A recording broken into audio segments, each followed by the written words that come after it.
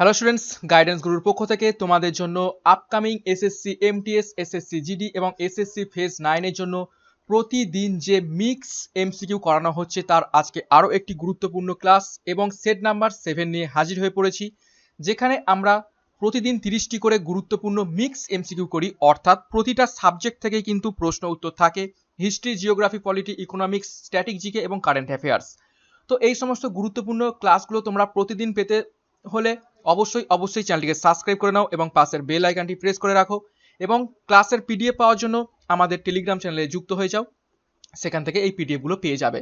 তো আজকের সেট 7-এ কি কি গুরুত্বপূর্ণ প্রশ্ন রয়েছে সেগুলো দেখে নেওয়া যাক। একদম এসএসসি স্ট্যান্ডার্ডের প্রশ্নগুলো রাখা হয়েছে। দেখো, প্রথম প্রশ্ন, দ্য ফেমাস বুক বৃহৎ কথা ওয়াজ রিটেন বাই, অর্থাৎ বিখ্যাত বই কে লিখেছিলেন? তো ফেমাস বই বৃহৎ কথা, এই বইটি কে লিখেছিলেন নিচের এই সমস্ত প্রশ্নের কোনটা সঠিক উত্তর হবে তোমরা প্রত্যেকে কমেন্ট বক্সে কমেন্ট করবে এবং আমি সঠিক উত্তর বলে দেওয়ার পর তোমরা মিলিয়ে নেওয়ার চেষ্টা করবে এবং এর মাধ্যমে কিন্তু তোমাদের প্র্যাকটিস হয়ে যাবে এবং মনেও থাকবে। তো প্রথম নাম্বার প্রশ্ন, সঠিক উত্তর হয়ে যাবে অপশান এ, গুণাধ্যা। গুণাধ্যা এই বিখ্যাত বৃহৎ কথা গ্রন্থটি লিখেছিলেন। প্রশ্ন number 2, the rulers of which among the following dynasties called themselves Brahma Kshatriya, অর্থাৎ নিচের কোন রাজবংশের রাজারা নিজেদের ব্রহ্ম ক্ষত্রিয় বলে পরিচয় দিতেন? খুবই গুরুত্বপূর্ণ প্রশ্ন এবং এই প্রশ্নটা এসএসসির বিগত বছরের প্রশ্ন। প্রত্যেকে কমেন্ট বক্সে কমেন্ট করো কোনটা সঠিক উত্তর হবে। তো প্রশ্ন নাম্বার 2 এর সঠিক উত্তর হয়ে যাবে অপশন বি, সেনাস, অর্থাৎ সেন বংশের রাজারা নিজেদের ব্রহ্ম ক্ষত্রিয় বলে পরিচয় দিতেন। প্রশ্ন number 3, in which year Vardhamana Mahavira was born, অর্থাৎ জৈনদের বিখ্যাত তীর্থঙ্কর বর্ধমান মহাবীর নিচের কোন সালে জন্মগ্রহণ করেছিলেন? প্রত্যেকে কমেন্ট বক্সে কমেন্ট করো এবং এই প্রশ্নটা ডাব্লিউবিসিএস, ডাব্লিউবিপিএসসি, রেল এবং এসএসসি সমস্ত পরীক্ষাতেই এসে গিয়েছে। তো খুবই গুরুত্বপূর্ণ প্রশ্ন, in which year Vardhaman Mahavira was born. তো প্রশ্ন নাম্বার 3 এর সঠিক উত্তর হয়ে যাবে অপশন বি, 540 খ্রিস্টপূর্বাব্দ বা 540 বিসি। 540 বিসিতে বর্ধমান মহাবীর জন্মগ্রহণ করছেন কোথায়? ভৈশালীতে। ভৈশালীর কোথায়, কোন গ্রামে? কুন্দ গ্রামে। খুবই ফেমাস প্রশ্ন এবং ইম্পর্টেন্ট প্রশ্ন, ভিভিআই। প্রশ্ন number 4, in which rock addict Ashoka mentioned every human is my child, অর্থাৎ নিচের কোন বিখ্যাত রক এডিক্টে অশোক এটা লিখেছেন যে every human is my child, অর্থাৎ প্রত্যেক প্রজা আমার সন্তান। তো প্রশ্ন নাম্বার 4 এর সঠিক উত্তর হয়ে যাবে option A, major rock addict 5, অর্থাৎ তার যে সমস্ত 13টি গুরুত্বপূর্ণ মেজর রক এডিক্ট ছিল তার মধ্যে থেকে পঞ্চম রক এডিক্টে এটি লিখেছেন। প্রশ্ন number 5, which among the following was the first registered trade union of India? VVI প্রশ্ন, এসএসসির ভিভিআই প্রশ্ন, অর্থাৎ নিচের কোনটি ভারতের সর্বপ্রথম registered trade union of India? ভারতের প্রথম রেজিস্টার্ড ট্রেড ইউনিয়ন নিচের কোনটা? প্রশ্ন নাম্বার 5 এর সঠিক উত্তর হয়ে যাবে option C, Madras labour union. Madras labour union যেটি প্রতিষ্ঠিত হয়েছিল 1918 সালে। প্রশ্ন number 6, the first authoritative exposition of the extremist ideology position within the Indian National Congress was penned down by which among the following as a series of article titled New Lamp for Old in Bombay Newspaper, অর্থাৎ যে Indian national কংগ্রেসে ধীরে ধীরে যখন এক্সট্রিমিস্টদের আদর্শগুলোকে প্রতিফলিত করতে new lamps for old হিসাবে Bombay news পত্রিকায় কে আর্টিকেলটা লিখতেন? খুবই গুরুত্বপূর্ণ প্রশ্ন, মডার্ন হিস্ট্রি থেকে প্রশ্নটি রয়েছে। প্রত্যেকে কমেন্ট বক্সে কমেন্ট করো কোনটা সঠিক উত্তর হবে। তো প্রশ্ন নাম্বার 6 সঠিক উত্তর হয়ে যাবে option B, Aurobindo Ghosh. Aurobindo Ghosh new lamps for old এই আর্টিকেলে এক্সট্রিমিস্টদের আইডিওলজির পজিশনগুলো ন্যাশনাল কংগ্রেসে লিখতেন এই বম্বে নিউজ পেপারে। প্রশ্ন number 7, the revolutionary organisation Abhinav Bharat society was founded in 1904 by, অর্থাৎ বিপ্লবী সংস্থা অভিনব ভারত সোসাইটি 1904 সালে কার দ্বারা প্রতিষ্ঠিত হয়েছিল? প্রত্যেকে কমেন্ট বক্সে কমেন্ট করো। তো প্রশ্ন নাম্বার 7 সঠিক উত্তর হয়ে যাবে অপশন বি, বিনায়ক দামোদর সাভারকার। বিনায়ক দামোদর সাভারকার 1904 সালে অভিনব ভারত সোসাইটি প্রতিষ্ঠিত করেছিলেন এবং এটি প্রতিষ্ঠিত করেছিলেন কবে? পুনেতে। ওকে, নেক্সট প্রশ্ন number 8, which British officer suppressed the revolt 1857 in ঝাঁসি? অর্থাৎ ঝাঁসিতে কোন ব্রিটিশ অফিসার 1857 সালের মহাবিদ্রোহটাকে দমন করেছিলেন? এটা এসএসসি সিজিএল এর প্রশ্ন। 1857 সালের যে মহাবিদ্রোহটা ঝাঁসিতে প্রতিফলিত হয়েছিল সেই বিদ্রোহটাকে দমন করেছিলেন কোন ব্রিটিশ অফিসার? সঠিক উত্তর হয়ে যাবে option C, general Hugh Rose. General Hugh Rose এটি সাপ্রেস করেছিলেন। এবং ঝাঁসিতে কে লিডার ছিলেন? রানী লক্ষ্মী বাই। ওকে, রানী লক্ষ্মী বাই এখানে লিডার ছিলেন। প্রশ্ন number 9, during the reign of which viceroy queen Victoria declared as Kesari Hind? অর্থাৎ নিচের কোন ভাইসরয়ের আমলে রানী ভিক্টোরিয়াকে কেসারি হিন্দ নামে উপাধি দেওয়া হয়েছিল? During the reign of which viceroy queen Victoria declared as Kesari Hind? নিচের কোন ভাইসরয়ের আমলে কেসারি হিন্দ এই উপাধিতে ভূষিত করা হয়েছিল রানী ভিক্টোরিয়াকে?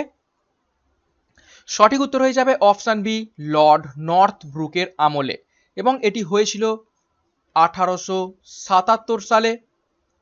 কোথায়? দিল্লি দরবার, দিল্লি দরবারে। নেক্সট প্রশ্ন number 10, which among the following peaks is known as 5 treasurer of great snow? এবার আমরা জিওগ্রাফির মধ্যে ঢুকে পড়লাম হিস্ট্রি থেকে। অর্থাৎ নিচের কোন উচ্চতম শৃঙ্গকে বলা হয় 5 ট্রেজারার অফ গ্রেট স্নো? খুবই গুরুত্বপূর্ণ প্রশ্ন। Which among the following peaks is known as 5 treasurer of great snow? সঠিক উত্তর হয়ে যাবে অপশন সি, কাঞ্চনজঙ্ঘা। প্রশ্ন number 11, what is the length of coast line of India including the coast line of Andaman and Nicobar island?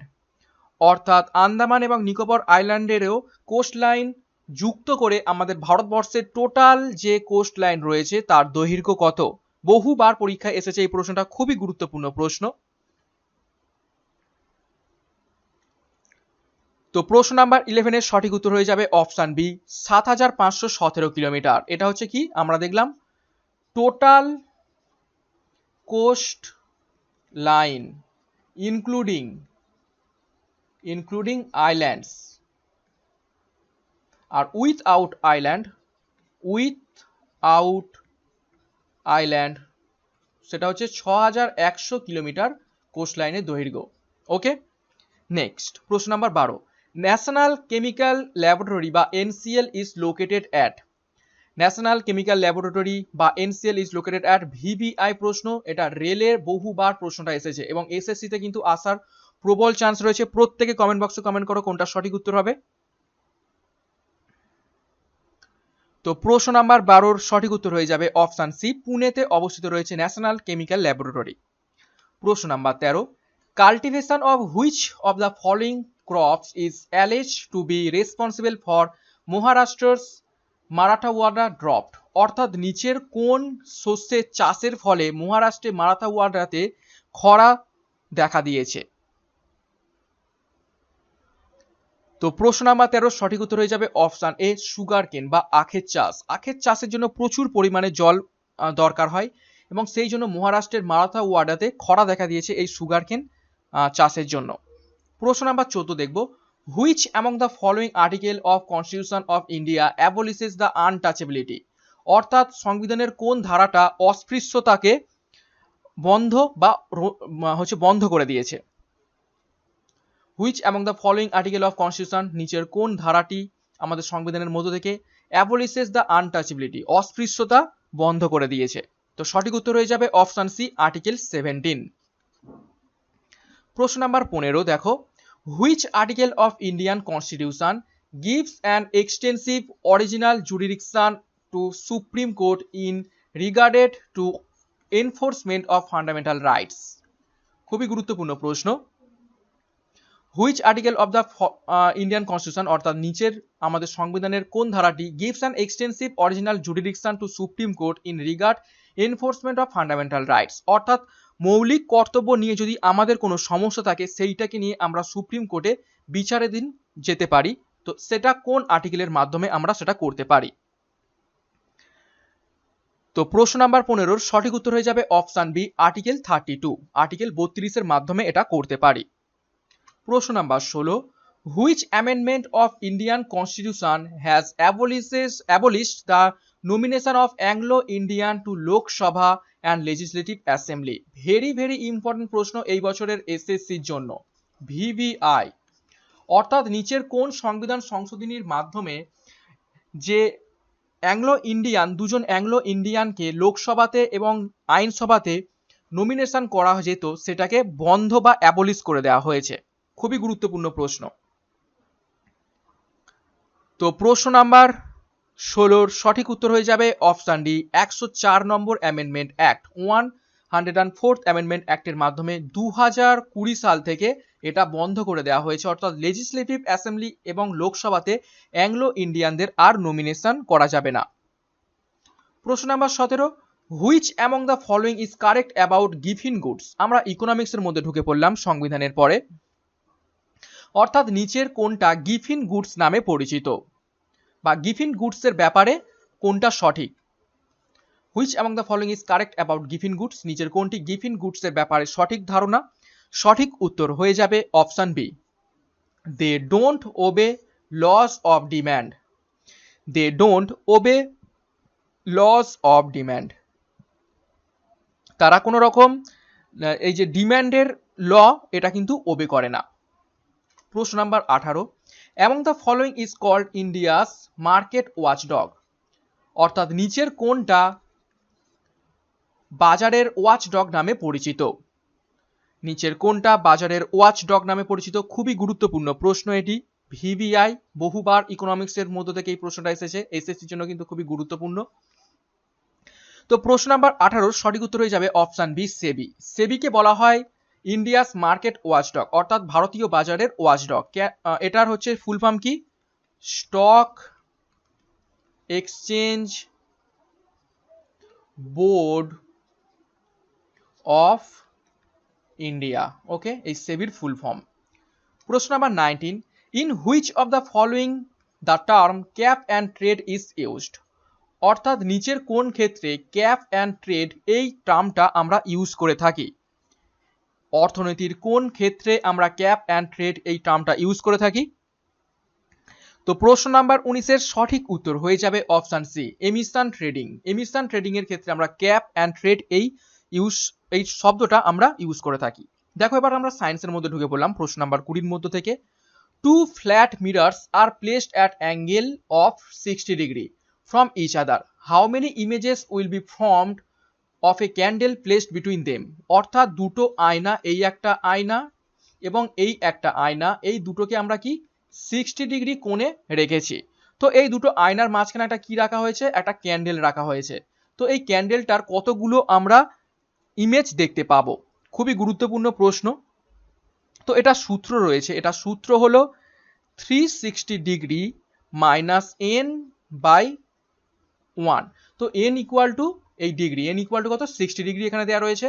তো সঠিক উত্তর হয়ে যাবে 360 ডিগ্রি মাইনাস 60 ডিগ্রি মাইনাস 1, তো সঠিক উত্তর হবে 6 মাইনাস 1 অর্থাৎ 5। তো সঠিক উত্তর হয়ে যাবে অপশন সি 5, 5টা আমরা ইমেজ দেখতে পারবো এই 60 ডিগ্রি কোণে যদি দুটো আমরা মিররকে রাখি।